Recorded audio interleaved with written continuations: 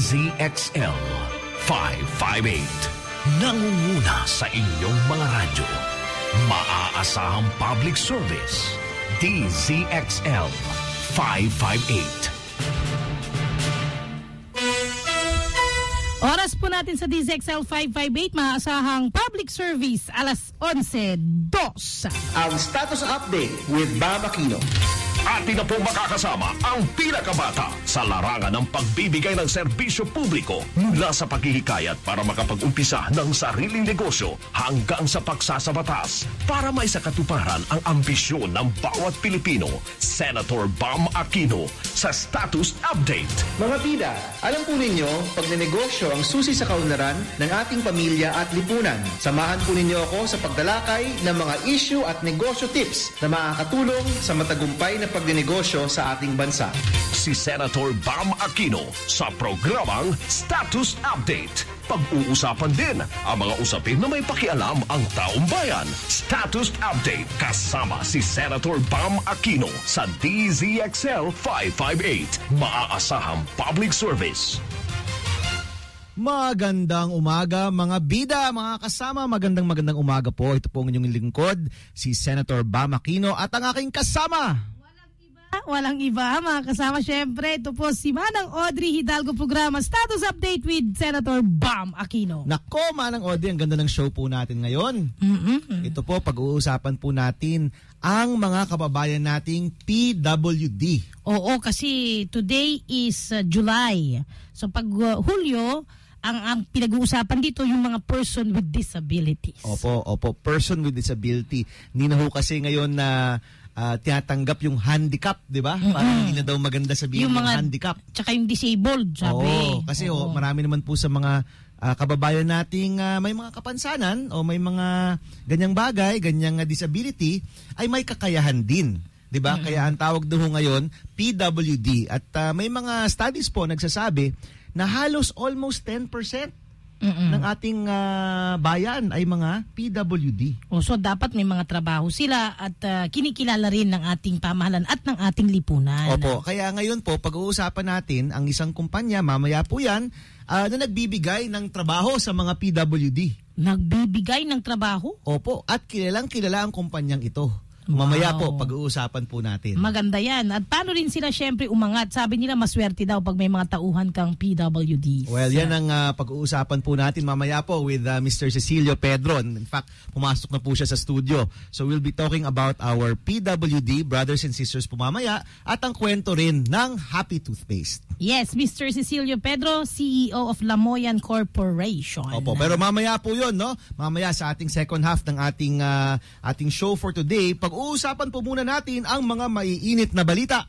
DZXL Headlines. Oy, nangunguna sa ating headlines mula po sa DZXL 558. Ako po mismo ang nag-cover kanina. Opo, ikwento mo nga, Manang Audrey, nandun ka daw kanina sa Makati City Hall. Oo, at may naku. mga pangyayari po doon. Yes, 7:30 in the morning, nag-lockdown ng pambansang pulisya. Wala na makapasok sa Building Annex 2, yung Makati Building Annex 2, yung bagong gusali. At alas 9 ng umaga, bumaba na po sa pwesto si Mayor Junjun Binay. Sinuportahan siya ng buong pamilya niya mula kay Vice President sa kanyang nanay na si Madam Elianita, Congresswoman Abigail Binay, and of course, Senator Nancy Binay. So magkakasama sila kanina. Kaninang umaga lang yan. 9 o'clock in the morning, bumaba siya, nagsalita sa entablado at sabi niya, bababa muna siya, aalis muna siya sa City Hall. Maraming umiyak na mga supporters niya at babalik na lang daw siya kapag nakakuha na ng temporary restraining orders sa Court of Appeals na hanggang sa mga sandaling to hindi pa nagpalabas ng TRO dahil ang nilabas lamang ng Court of Appeals ay ang pagtanong sa ombudsman. Dapat sumagot daw ang ombudsman sa mga katanungan ng Court of Appeals. Okay. So walang TRO. Okay, and then Manang Audrey, klaruhin po natin. Yung unang beses na may suspension, para sa ibang bagay yun, ano? Ang usapin doon ay yung Makati Building Annex 2 na overpriced daw. Okay, ngayon, ito yung overpriced naman ng Makati Science High School daw. Okay, at nung unang beses naglabas ng TRO ang CA. Yes. Okay, kaya hindi ho bumaba si Mayor Junjun. Pero ngayon po, hindi pa naglalabas ng TRO ang ating CA, kaya para sundan yung mga tamang proseso, kinailangan po talaga siyang bumaba. At kapag hindi siya bababa kasamang maantala ang transaksyon dahil may nanumpa ng mayor, kung sarado ang Makati City Hall Annex 2, yung nandun lahat, prosecution, nandun ng RTC, paano ang mga proceedings tsaka hearing? Oo, syempre dapat yung una lagi, yung taong bayan ng Makati. Ano? Ang tanong ko dyan na Manang Audrey, nung unang beses din nagkagulo. Yes. Diba parang isang linggo rin yun na walang mga serbisyo, di ba? Naku, nung Lunes yun talagang umulan ng mga upuan. Umulan ng mga monoblocks. Kahapon yun. Yun yung kahapon. No? Yung first time. Di ba yung first time na tigil rin? Isang linggong walang trabaho, walang sumusweldo, pagkatapos walang transaksyon, yung mga nahuli na mga MAPSA na dapat matubos na yung mga lisensya, hindi nila matubos-tubos yung mga lisensya ng mga tsuper. Ang daming naantala, pati pagbabayad at pagkuha ng business permit. Siguro ngayon na bumaba na po sa pwesto si Mayor Junjun, posible sigurong matuloy na ulit yung mga serbisyo. Magno-normalize na daw. Nagpa-press con na. Ngayon lamang itong si Vice Mayor Kid Peña at sinabing uupo siya doon bilang OIC lamang dahil suspindido nga si Makati Mayor Junjun Binay at normal na ang transaksyon. Okay, so antabayanan po natin yan. No? Almost every week meron tayong kwento tungkol sa Makati at kay Vice President Binay. No? Agaw pansin sa mga headlines. Yes, pero pinuri ng Ombudsman at saka ng DILG ang mga pulis dahil pinanatili nila yung maximum tolerance kahit marami yung mga pasaway. Oo, sabi mo nga, nakita mo, na-witness mo yung batuhan ng silya. Mga umuulang monoblocks. Umuulang monoblocks. Yung mga pulis, anong reaction ng mga pulis? Wala lang. Carry lang. Nakatayo lang sila at sinasanggalang nila ang mga monoblocks. Gano'n na, kasi may mga shield sila. No? Pero hindi naman umabot sa mas matinding karahasan. Wala naman nagbukpok. Pero ang sabi ng mga supporters ni Binay at mga taga Makati, in fairness to them, dahil yung side nila, nauna daw na nang haras sa mga pulis. Ayun, sabi nila. Pero at this point, nag-normalize na. Nag-normalize na dahil wala na doon ang mga Binay, umalis na mga supporters at pumasok na doon si Vice Mayor Kid Peña. Okay, I'm sure po next week may isa pa tayong headline nito. Parang never-ending saga. No? Bawat linggo may bagong kwentong lumalabas at bagong development. Dapat mag-desisyon na ang Korte Suprema dahil pinaabot na rin to sa Supreme Court, yung sa Court of Appeals at ang Ombudsman, inilapit na sa Korte Suprema ang usapin para malaman kung itutuloy ba o hindi na itutuloy ang suspension kay Binay. Well, para wala nang usapin ng TRO. Siguro yung uulitin ko na lang yung sabi nga ni Ombudswoman, no? Na ngayon po ay lumalabas ay napakatapang talaga at walang kinikilingan. Kasi mamaya pag-uusapan naman natin yung kay General Purisima. Correct. So talagang talagang walang kulay-kulay itong si Ombudswoman. Sabi ho niya, dapat manatili ang rule of law at hindi ang mob rule, 'di ba? Hindi daw yung mga nanggugulo. Oho, may mga batas tayo, may mga patakaran tayo, may mga proseso po sa ating bansa na dapat sundan at respetuhin. Okay, ito po isa pang headline mula po sa Abante at mula sa iba pang mga pahayagan.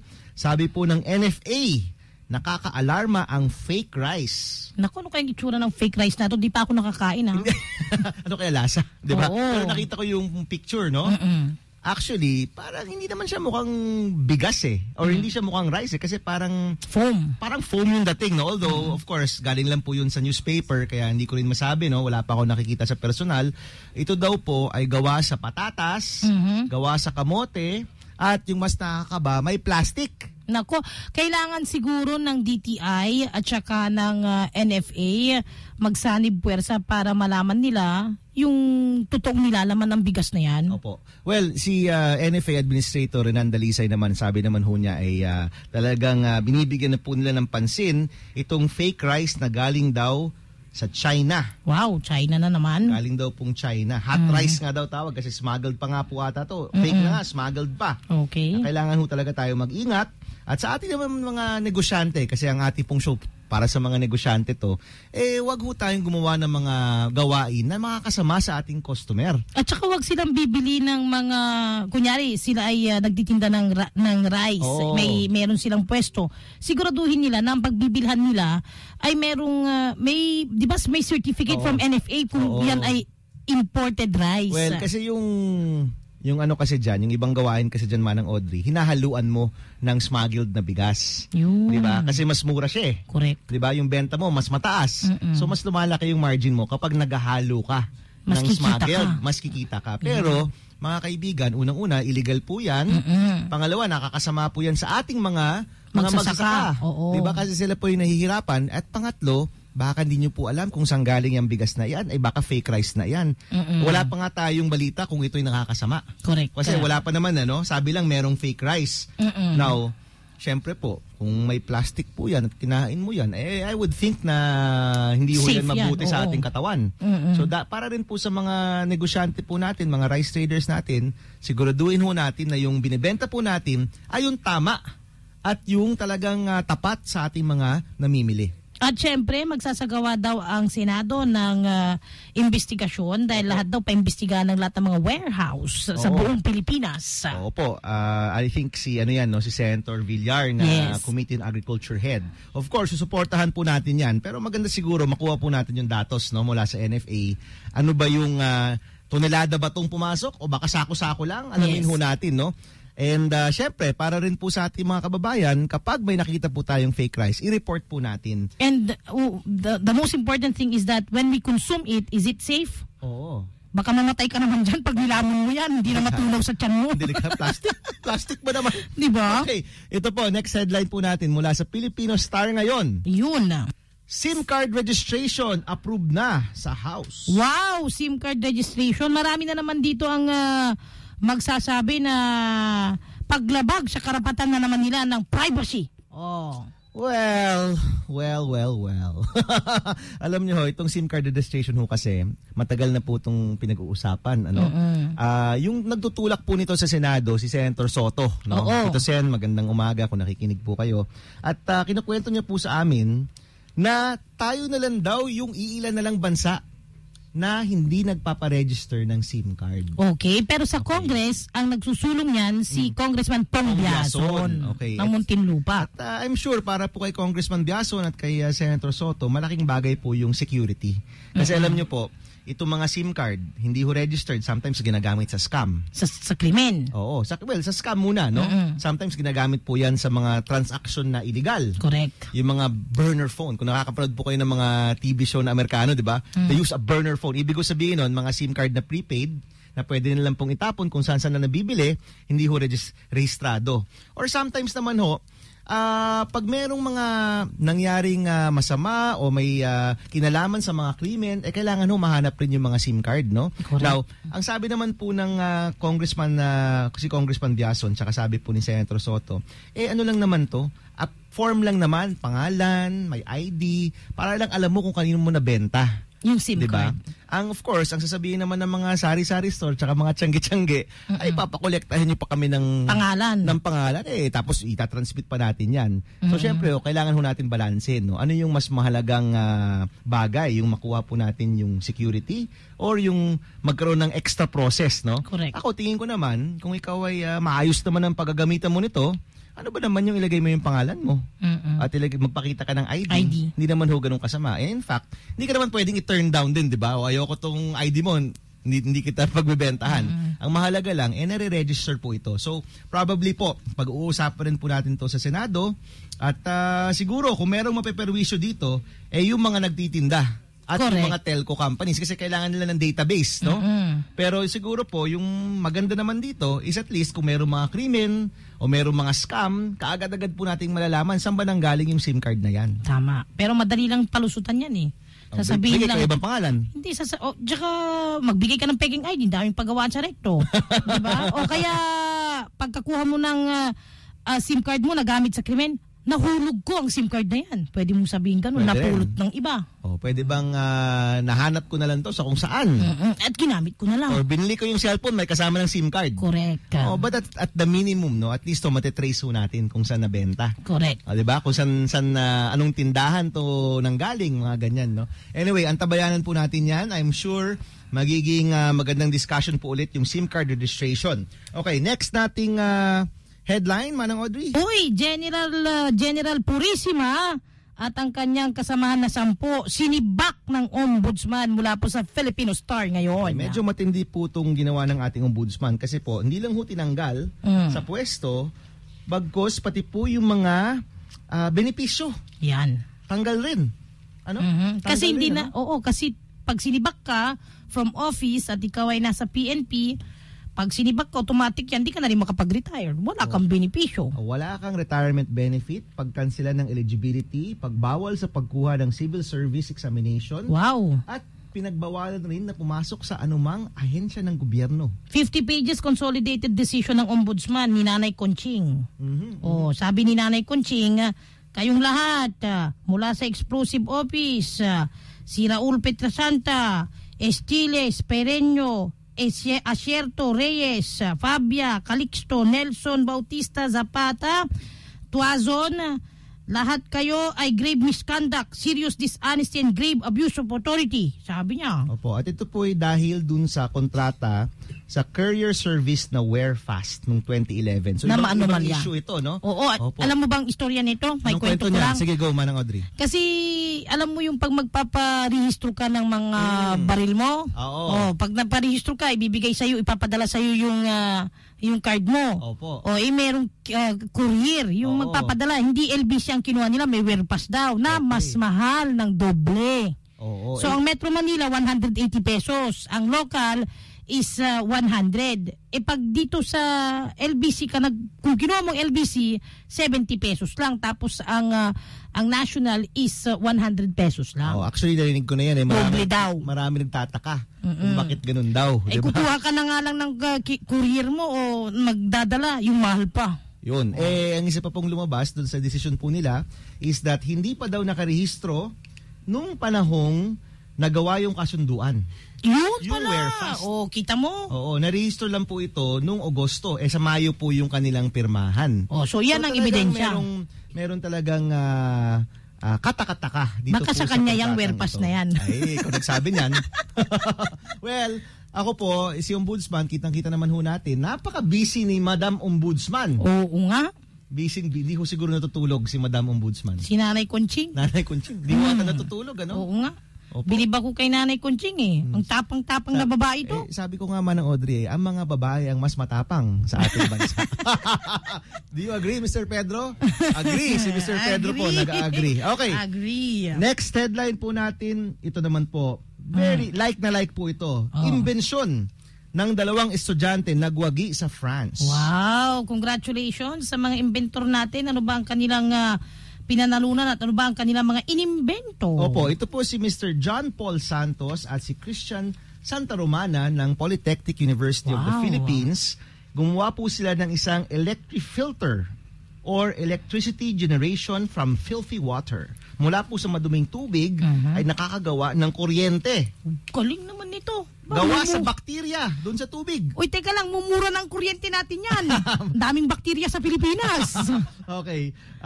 Ito daw po ay kayang magpailaw ng mga LED lights. Now, tinalo po nila mga iba't ibang grupo mula sa Japan, Australia at United States. Ang kanila pong competition ay ang Go Green in the City Competition 2015. Sa France. Sa France. Pilipino ito. Galing! Congratulations. Di ba ikaw po. din na nanalo ka rin nung college mo? paminsan 10 outstanding yang... Hindi naman ganito katindi, di ba? I mean, technology invention di ba? Anyway, we'd like to congratulate si John Paul at si Christian sa kanilang pagwagi. Tinaas po ninyo ang bandera ng Pilipinas. Okay, last na lang ito. Guess what? Ang ating kaibigan, si Manny Pacquiao.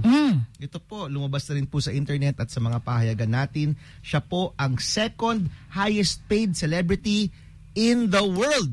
2015. 2015. Pero sabi nila, Pacman is the biggest loser but the second highest paid. Isipin mo, natalo ka nga pero second highest paid. Magkano po yun? Ano lang naman, $160 million. 165? Ilan yun sa pesos? Compute nyo nga. Times 42. Ilang gabilyones yan?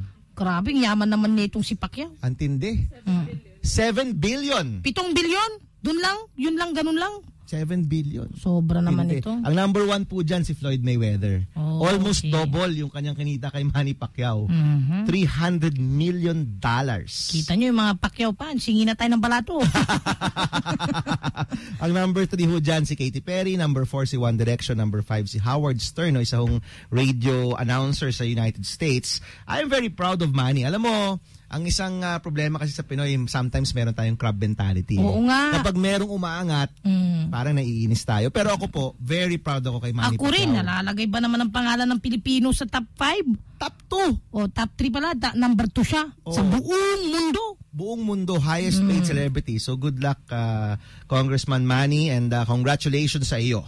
Alright, mga kasama. DZXL Headlines. At natapos po ang usapin ng mga headlines at balitaktakan namin dalawa ni kasamang Bam Aquino, Senator Bam Aquino. Babalik po kami. Susunod na mga kasama sa pagbabalik namin, usapin naman tayo ng pagninegosyo at syempre, ang ating mga kapatid na person with disabilities. Wag po kayong alis. Mag-ipon na mas malaki para sa iyong retirement. Sumali sa SSS Peso Fund. Lahat ng actively paying SSS members, employed, voluntary at self-employed, pati na OFWs 54 years old and below ay maaaring sumali sa SSS Peso Fund. Mas malaki ang balik at siguradong protektado ang ipon sa SSS Peso Fund dahil ito ay ini-invest sa government securities. Pumunta lamang sa alinman sa mga sumusunod na SSS offices. Diliman, Cubao, San Francisco del Monte, Pasig Siao, Mandaluyong, Taguig, Makati Hilpuyat, Alabang, Legarda at SSS Pasay Rojas Boulevard para makasali sa SSS Peso Fund. Para sa ibang detalye, bisitahin ang SSS website www.sss.gov.ph o tumawag sa SSS Call Center 920-6446 hanggang 55. DZXL 558. Nangunguna sa inyong mga radyo, Senator Bam Aquino at Manang Audrey sa Status Update. Status Update. Yes, magandang umaga mga bida, mga kasama po natin sa ating studio si Mr. Cecilio Pedro. Siya po ang President and CEO of Lamoyad Corporation. Mas kilala po ang kanilang toothpaste na Happy Toothpaste. Sikat na sikat yan. Nakikipagsabayan sa mga malalaking brand. At sabi mo nga, Manang Audrey, yan ang toothpaste mo. Oo nga. Pag may guest din kayong iba, yun din ang toothpaste. Ganun ka pala, ha? Alam ba naman, ano tayo? Hindi, joke lang kasi Joke mura lang. kasi siya. At saka pareho lang ng gawa o yung gana nung ibang toothpaste. Tama. Mr. Pedro, baka ho pwede po nating... First of all, welcome to the show. Yeah. Salamat po sa inyong pagpunta. It's a privilege to be part of your program with Senator Bam and Manang Audrey. Thank you, sir. Ganda talaga yung ngipin nyo. Ang ganda ng tawag niyo. Kumikinang-kinang ang ipin ni Manang Audrey. Ay, mas Tawag kumikinang ang ngipin ni Senator. Kumukuti-kuti tap. Sir, pwede ho natin ikwento muna, no? How did Happy Toothpaste begin? Mamaya ho, pag-usapan po natin yung mga kasama po ninyo na PWD. Pero maybe we can begin with that, no? Well, it all started when I was taken out of supplying tubes to our multinational companies, sila Colgate at saka Close-Up. Dati po kami gumagawa ng aluminum collapsible tubes para sa kanila. In 1986, pinalitan nila yung aluminum tubes. Ginawang plastic laminated tubes. Okay. So, sarado yung kumpanya namin.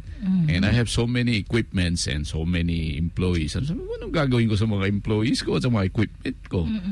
Problema na ninyo yun, di ba? So, in a way, I was forced to think of, to close the company and think of something to make use of my tubes. Ang dami pong tubes because at that time, 4 lines, I producing so many millions of tubes every month. Sir, yung ganyang desisyon, no? So, syempre ho, you were a supplier to another company. Yung ganun ba, biglaan ba yon? Or sinasabihan kayo ahead of time na uy, Mr. Pedro, in next year, mag-iiba na kami ng packaging, no? Baka pwede ho kayo mag-wind down o biglaan po yung mga ganyan? Biglaan, pero we were anticipating kasi worldwide, pinapalitan nila yung tubes nagiging plastic. So we anticipated during that time that it will come to the Philippines. Kaya lang binigay na sa amin 6 months PO. Sabi na ito na pinaka-huling Last contract order. para sa inyo. That came as a shock for me. Biglaan yun. Biro mo, dami naming tubes and daming taong working for us. We have more than 200 people working at that time. Sabi na, ito ng huling PO nyo. So how did you react to that? I cried. Umiyak ako. Sabi ko, ano ba nangyari sa amin? Okay naman ang sama namin di ba? And I cried not because of losing my business, but because of the people under me who will be losing their jobs. Ang dami po nagtatrabaho sa amin and karamihan po sa kanila may kapansanan. Sabi ko, mahirap maghanap ng trabaho sa labas. So I have to think of something to continue the employment of these wonderful people from the deaf community. So bago pa po nag-Happy Toothpaste, may mga nagtatrabaho na po na deaf in your company. Yeah, this is a ministry of my church.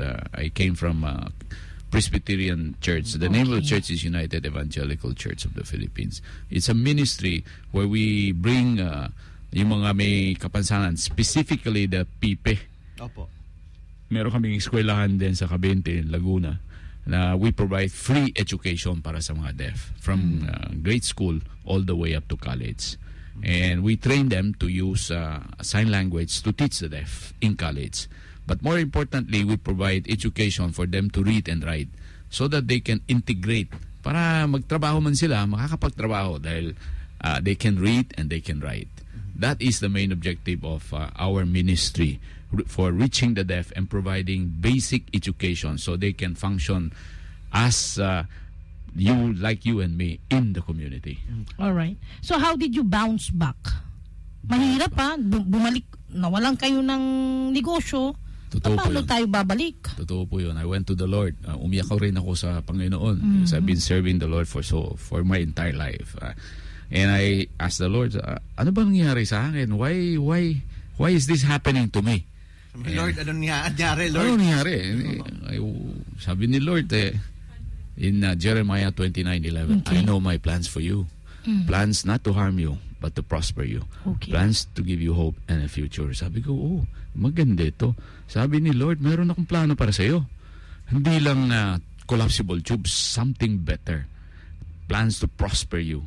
Plans to give you hope and a future. And then I remember the story of William.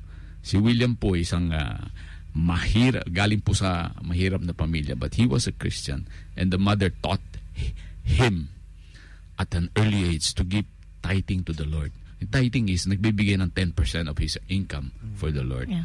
Natuto niyan when bata pa sila. But they were so poor, they decided to migrate from England to Pennsylvania, USA. Nagtrabaho siya sa isang soap company.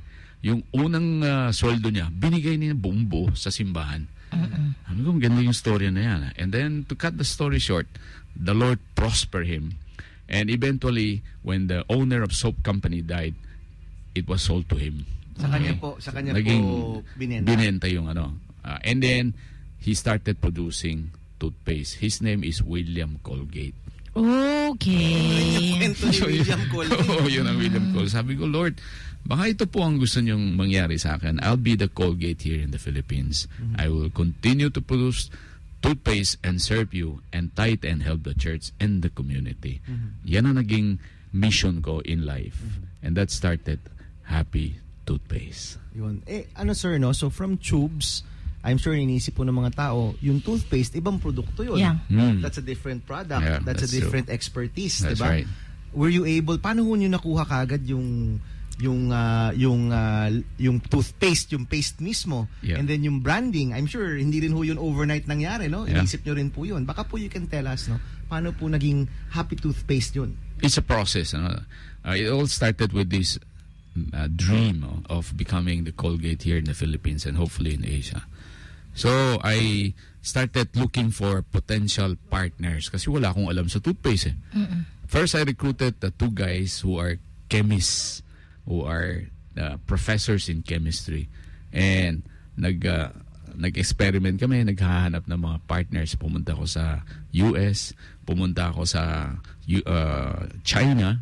I was trying to get Maxam to the Philippines.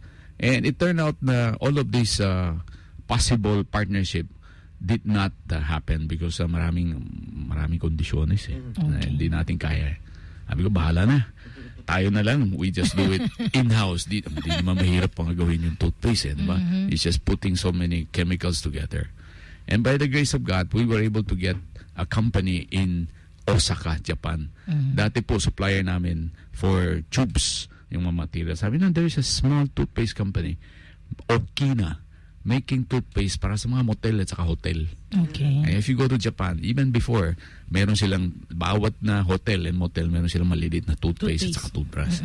So we got in touch, and for a small fee, they were willing to train our chemists, our experts to do toothpaste. So I sent 2 of our best chemists, or hindi man best chemists, 2 of our chemists to train in Japan for 2 months. Pagbalik nila, alam na nila. meron ng dalang kakayahan gumawa ng toothpaste. Tama yun. Oh, si Happy ho, how did you come up with Happy? Initially, when we were, after coming up with the formulation, when we were planning for selling it in the market, there were several brands that came to our attention. And the first brand we were planning to use was Smile. Di ba sa toothbrush ka, kailangan naka-smile. Diba? Ako nakasimangot, hindi ka naman pwede mag-toothbrush. So when we were trying to register the brand Smile, it was registered by Procter & Gamble, by another company. Okay. At that time, pwede mag-register kahit wala kang produkto sa market. Ngayon, bawal na eh. Correct. So that in 1988. So bumalik kami sa office. Kumbaga ho, naka-reserve na yung pangalan. Naka-reserve na yung pangalan eh. Hindi na pwede natin gamitin eh. So when you smile, sabi ng isang, why don't we use Happy? Kasi when you smile, that means you're happy. Diba? Okay, that's a good brand, but HAPPY parang corny gamitin natin. Hindi bagay, di ba? So kailangan ng twist. Kailangan ng twist. Pinalitan ko yung spelling, ginawa kong HAPEE. And so the brand was born, Happy. Wow, very beautiful. Yung brand pa lang, yung pangalan pa lang po. Pero ang problema natin is the competition because you have a beautiful name like Happy, but ang kalaban po natin, the competition is very tight. Ang kalaban natin, we have Colgate, we have marami pang iba eh. Yeah. O Close Up. Puro malalaki ang kalaban natin. So I'm very happy na by the grace of God, we were able to survive.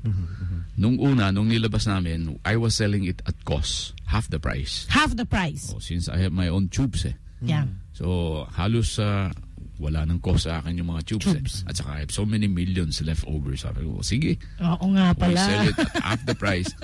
First of all, to benefit the consumers. And at the same time, we can compete. So slowly, because of the price, paunti-unti, nakakabenta. Nakakuha ko yun ng market share. Yes, no? yes. Opo. And then I did a little marketing because I believe marketing is the key. To fight the giants, you need marketing. Yes. And meron ho kayong catchy theme song. Oh, yeah. Kumukuti-kuti. Diba? Naalala mo ba yun? Yes, of course. Kumukuti-kutita. Yeah. Tsaka, naalala ko. Kasi ito nung Makanta grade pala. school ako, sir, diba? Mga Yeah. 90s ho ito, diba? Yeah. 90s to. So, Yeah. nung ako'y nasa grade school at high school, parang laging tumutugtog yung theme song na yon. Yeah. Tsaka na-memorize yan, generation ko. Generation natin, Manang Audrey. Oo, sige. Na-memorize yan, yung correct. kumukuti-kutitap na theme song na yan. Yeah. Ako rin nung bata ako, pero may kalaban niyang kumukuti-kutitap, yung Pepsodent. Pero nawala na ang Pepsodent sa market. Nauna ang Pepsodent bago lumabas ang Happy. Correct. That was in the 80s, 82, I know. 83. I was Pero still in the tube business. buhay na buhay pa ang Happy hanggang sa sandaling ito. By the grace of God. Oh, you see that? Nabuhay. So what's the secret? Well, that's a lot of secret. I-share ho natin. Tayo lang naman nandito eh. Namatay na yung iba na sikat na sikat. Maalala ko, mga Gutierrez family pa ang nag-endorse. Yeah, yung Pepsodent na yan. that's Yung right, dalawang that's Richard tsaka yung isang bata. Pumupunta pa sa lahat ng mga school nationwide. Tama po yun. And what happened? And Happy still here in the market. Yeah, the key I think is quality. Okay? Hindi kami nagko-compromise ng quality. Maski murang binibenta namin, hindi yung quality namin exactly the same. In fact, we improve our quality constantly. Okay. Up to now, we're still looking for possibility of how to improve the quality. Alam mo, yung quality is about ingredients. Yung mga ginagamit namin ng ingredients, flavor, including water, pati tubig. We have to make sure that our tubig, the source of our water, is from the best. So these are things we put together.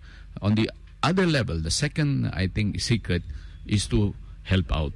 Pag tumulong ka sa mga may kapansanan, babalik sa iyo. Opo. Pag-usapan ho natin yan, Mr. Pedro.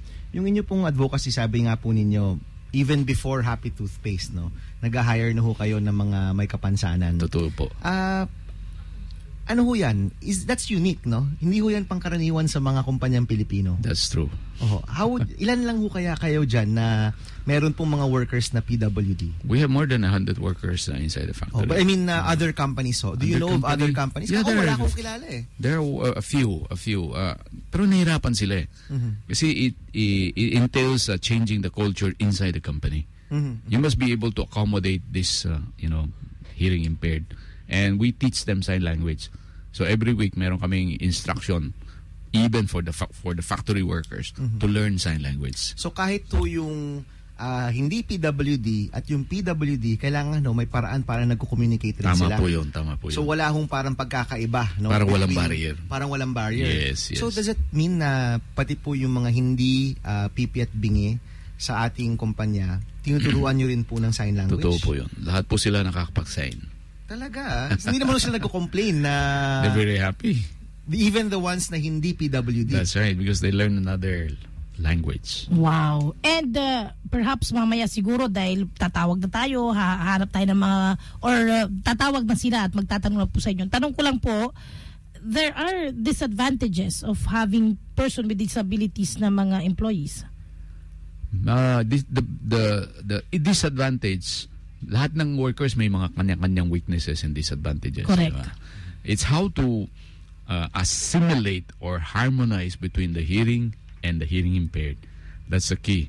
And once they become assimilated in this culture, there are more advantages than disadvantages. Wow. Hindi ho yan yung pangkaraniwang understanding, di ba? Hindi pangkaraniwang. Challenge nyo po yung common understanding. That's right. Kasi the common understanding is, kapag meron kang kapansanan, disadvantage ka. That's right. But what you're saying is, kung maayos yung pag-manage mo ng inyong kumpanya o ng inyong kultura, kahit yung disadvantage, pwede maging advantage. Yes, tama po yun. Baka you can give us an example ho. Paano naging, how does it become an advantage in your company na meron po kayong mga PWDs? Kasi yung sila nagiging parang model.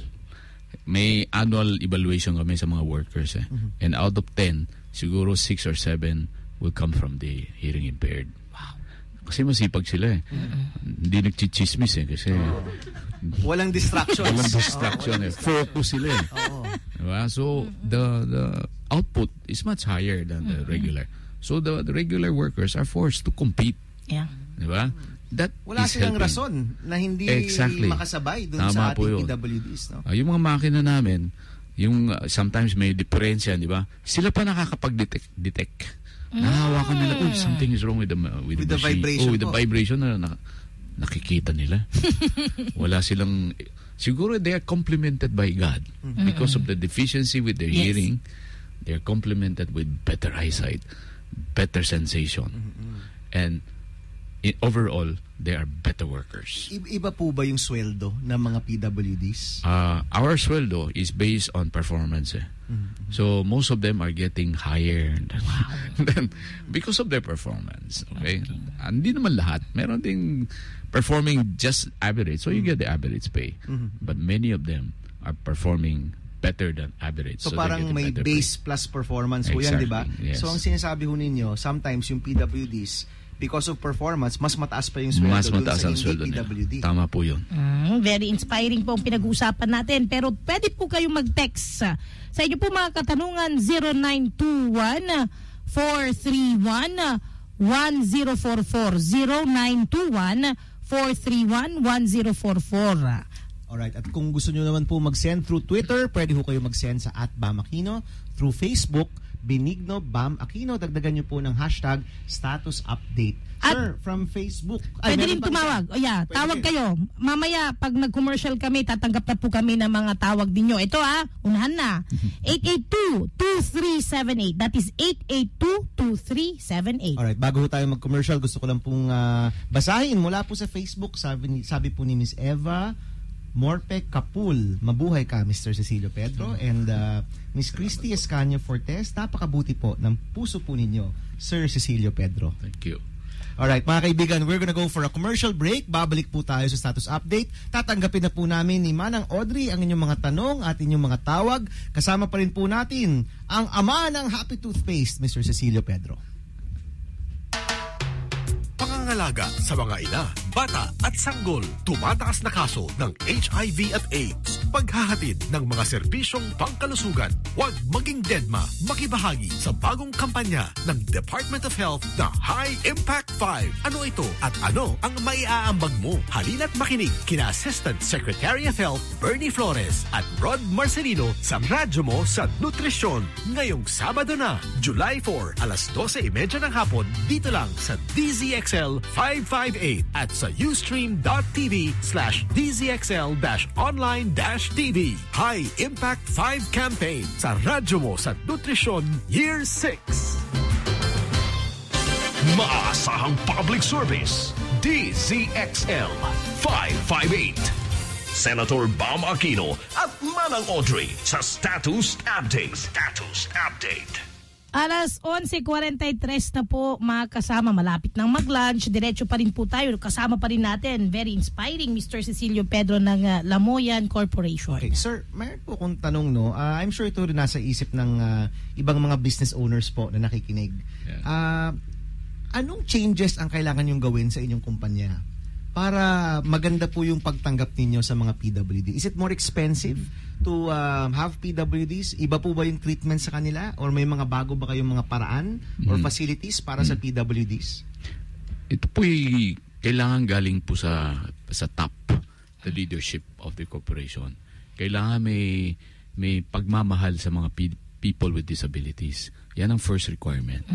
Dahil po initially, dahil hindi sila nakakapagsalita, mahirap po mag-communicate. Kailangan marunong kayo ng konting sign language. So what we do, since we have a school, we provide interpreters or translator. Kung kukuha kayo ng PW o galing sa deaf, we will provide you with somebody to interpret so you can communicate. And we can also provide teachers to teach sign language to the staff in the company. Importante, they can communicate. Pero after a while, they learn from each other. And there is this culture of tolerance, culture of compassion, which is very, very urgently needed in our community and in our society today. Tolerance in the sense na may kapansanan, you can still accommodate them. Opo. You can still work together. You can laugh and joke together. Well, definitely ho, no, yung puso at compassion number 1 yan. But some of the business owners po natin, iisipin, ano yung kapalit na cost, no? Oo nga. But itong sabi nga po ninyo, by putting these programs together, meron ninyang benefit to the company na intangible, no? Yeah. Which sometimes, mas mahalaga pa dun sa actual na cost na nilalabas po natin, no? Tama po yun. But I mean, let's go to specifics. Meron bang extra facilities or meron bang did you have to reconfigure yung factory para po sa mga PWDs o hindi naman ho? When we started, that was more than 20 years ago. We provided dormitory for the deaf. Dahil po mahirap po silang mag-transport. But many of them now are married. Meron kanilang pamilya. So they have to move out once they're married. This is one facility. But the greatest advantage why provided by the deaf is the efficiency, productivity, which I believe is very important for companies like us to compete with the giants. Bilib po ako sa si kay Senator Bam yung bill nyo sa antitrust, anti-monopoly. Competition. Pro-competition. I believe in competition. But I also believe that we should give the small and medium industry equal, we call it level playing field. Exactly. Alam niyo ba? Exactly. Equal opportunities para lumaban. Dahil malaki na sila, they have huge resources, they can kill you. And one opportunity for you to compete with the giant is to be efficient. To be productive. Yan ang kailangan natin dito sa Pilipinas. Opo. At yung pag-hire po nyo ng mga PWD, This will nakatulong sa provide. inyong Yes, efficiency. yes, Again, si Mr. Pedro, Manang Audrey, challenge niya yung pangkaraniwang pagkaintindi. Di ba? Di ba? Kasi he's challenging the common understanding. Yes. Ang common understanding ng tao, kung nag-hire ka ng taong may kapansanan, nadidehado ka. But what Mr. Pedro is saying, actually, kung maayos mo yun sa iyong kumpanya, it can be an advantage. It is an advantage Alright, for us. meron po tayong iba pang mga mensahe mula po sa studio. Ano po ang qualification sa pagtanggap ng PWD? Ano ang dapat po nilang isubmit para mag-apply? Special process po ba yun or regular process lang Regular process. We also provide minimum testing. Kailangan may konting education. Pag walang education, mahirapan din tayo. Di ba? Alright, so may caller po tayo si Miss Climeno. Magandang umaga po, Ma'am Climeno, Ginang Climeno. Magandang umaga po. Opo, ano pong may paglingkod namin, Ma'am? Magtanong ko nga, makakuha kayo, ako kung nag-hire kayo ngayon kayo sa PWD. Si Mr. Pedro ang tanongin natin. Yeah. Hearing impaired po itong apo ko. Hearing impaired. May education ba si Apo? Anong pangalan po ng apo po niya, ma'am? Aaron. Si Aaron. Aaron. Kami po ituloy-tuloy nag-hire ng mga hearing impaired kasi mga projects namin, especially kasi meron kaming allocation para sa hearing impaired. Hindi namin minamechanize yung makina namin, yung factory namin, para may jobs, may opportunity para yung mga hearing impaired makapagtrabaho. So you just come to the office sa Lamoyan Corporation, South Superhighway. And if he's qualified, we can give them opportunity to work. Lamoyan Corporation sa Parañaque, South Superhighway, kilometer 15. Parañaque. Gano'n po katanda si Aaron po? 22 years old po. Ayun, working age na po. At nakatapos po siya, no? Opo, katatapos lang po niya. Ngayon po, si Aaron, nahihirapan po ba siya makahanap ng trabaho? Hindi pa po siya nag-a-apply. Okay. Gusto nga po niyang mag-training saan ba yun? Ano po? Sa gobyerno po ba yan? Opo, yata. Sa National Youth Commission. Handa? Kasi doon ako galing. Baka sa TESDA. Magta-training daw siya. TESDA, baka TESDA yan. Layo-layo pati nun nasa Project 4 pa. Okay. Well, kung si Aaron po may pagnanasa na magtrabaho po sa Happy Toothpaste sa Lamoyan Corporation, magdala lang po ng kanyang resume, no? Yung kanya pong mga requirements dun po sa Lamoyan Corporation sa South Superhighway. Mahirap pong malampasan po yan kasi malaki po yung kanilang building po doon. Correct. Opo. Meron po siyang mga friend na nagtatrabaho dyan Ayun naman pala na hearing impaired din po. Opo. Yun. Pwede siyang magpasama or ano. Yeah, Opo. And ano naman po, tuloy-tuloy po yun, no? You have slots. May slots po kayo. Okay. Constantly. Habang may slots po sa Lamoyan Corporation po, maganda po sigurong mapuntahan po ni Aaron at magtanong-tanong rin po siya doon. Okay, thank you very much, Ms. Climeno. Salamat po sa inyong pagtawag. Salamat din po. Ito po, text naman para kay Ginoong Pedro. I already commended Mr. Cecilio Pedro of Lamoyan Corporation when his corporation was published for employing person with disabilities, and he replied with appreciation, Mr. Ernie Lacson ng Quezon City. Salamat po, Ernie. Ito pa, paano po mas pinalakas ang kapasidad ng mga person with disabilities? The key there is training. Just like you and me, kailangan natin ng training to constantly improve ourselves. Lagi kong yung sinasabihan ng mga tao sa office, today should be better than yesterday, and tomorrow should be better than today. So strive to be better tomorrow by constantly improving today. So, anong gagawin mo para ma-improve ang sarili? Whether it's knowledge, whether it's the skill needed, whether you're deaf or you're hearing, everybody is given the same abilities by God. It's up to you to improve yourself, to constantly seek for better tomorrow. Kaya pala hindi pa namamatay yung happy because with the grace of God, nakakatulong pa. Tsaka yung passion nandyan, ano? Kitang-kita mo, Manang Audrey. Kapag yung passion mo nandyan, at and I've said this many times, no, kung yung negosyo mo, hindi lang para sa iyong sarili, Amen. you will find na mas meron kang, mas may powers ka from the Lord and from yourself to really Amen. push and continue. Amen. Okay, meron pa tayong Yes. text. Ano ang, Napakarami, nakikita ko dyan. ano ang pinakamataas na posisyon ng person with disability sa inyong kumpanya at anong mga roles ng person with disabilities sa inyong pong company?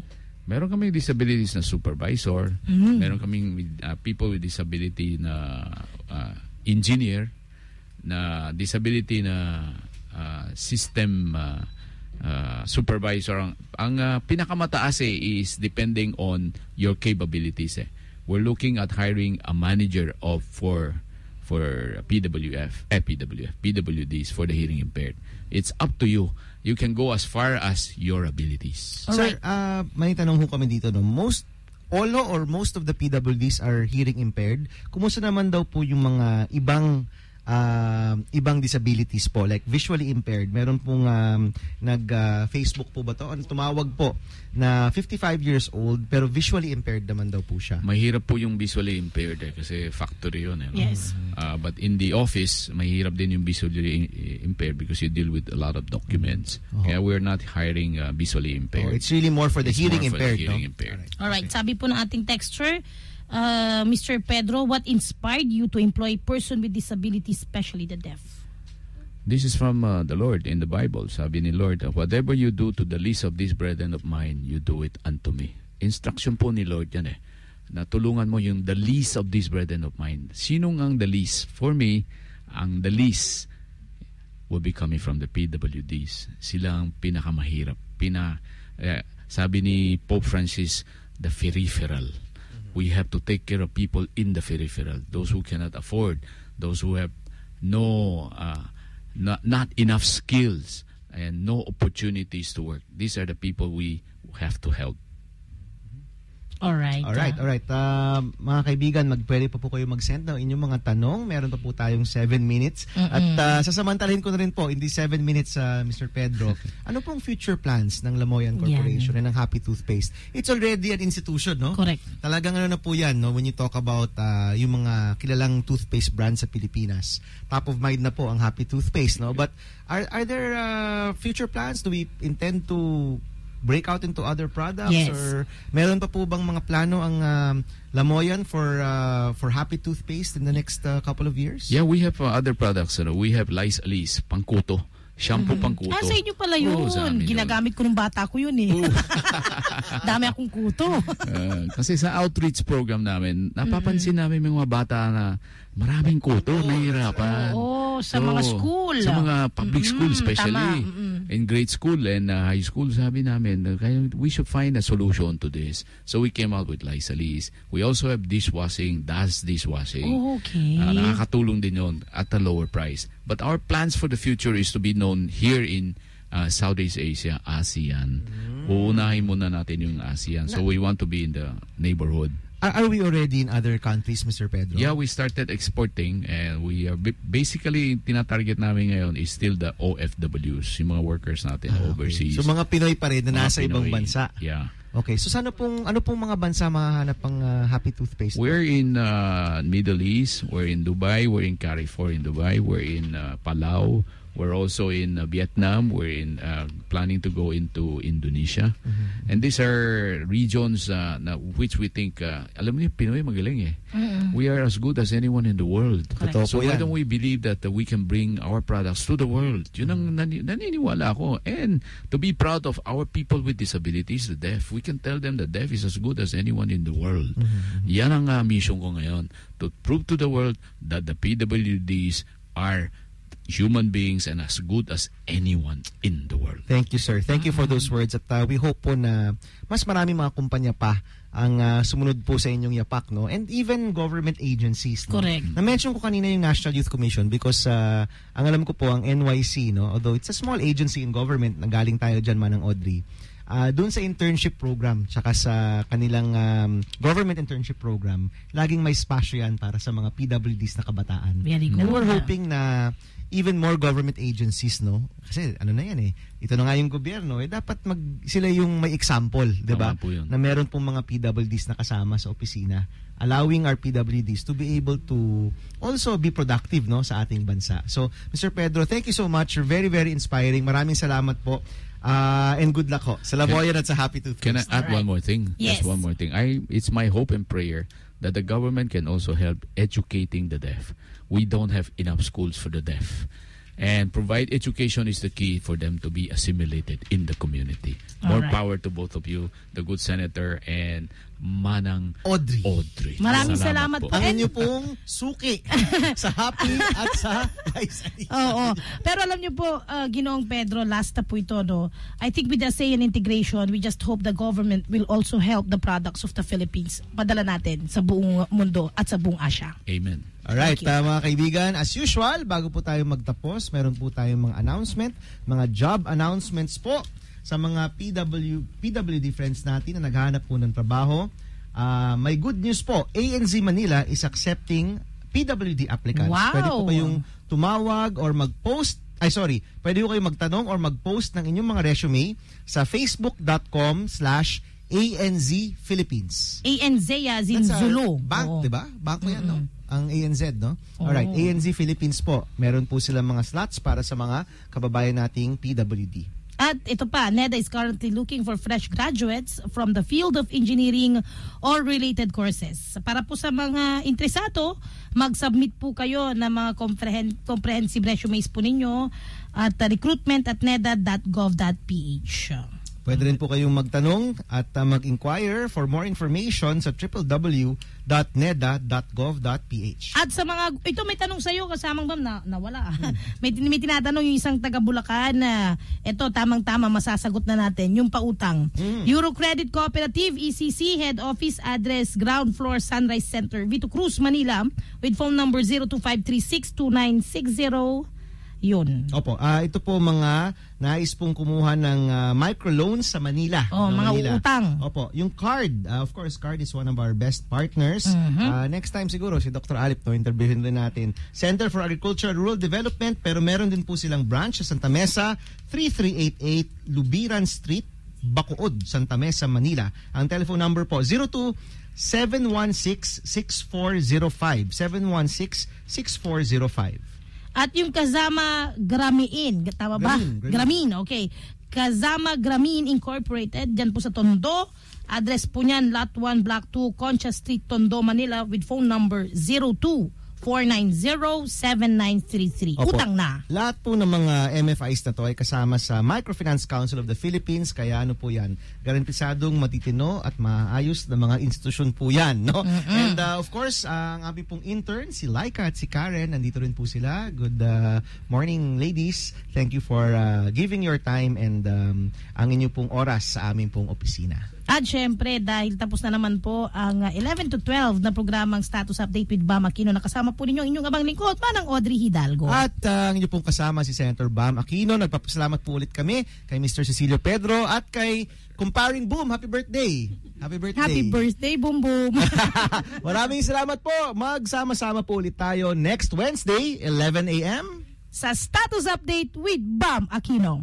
Sulit na naman ang inyong araw ng Miyerkules sa mga teams na inyong napakinggan kasama si Senator Bam Aquino sa programang Status Update. Hanggang sa susunod na Miyerkules, alas 11 hanggang alas 12 ng tanghali dito sa DZXL 558. Maaasahang public service.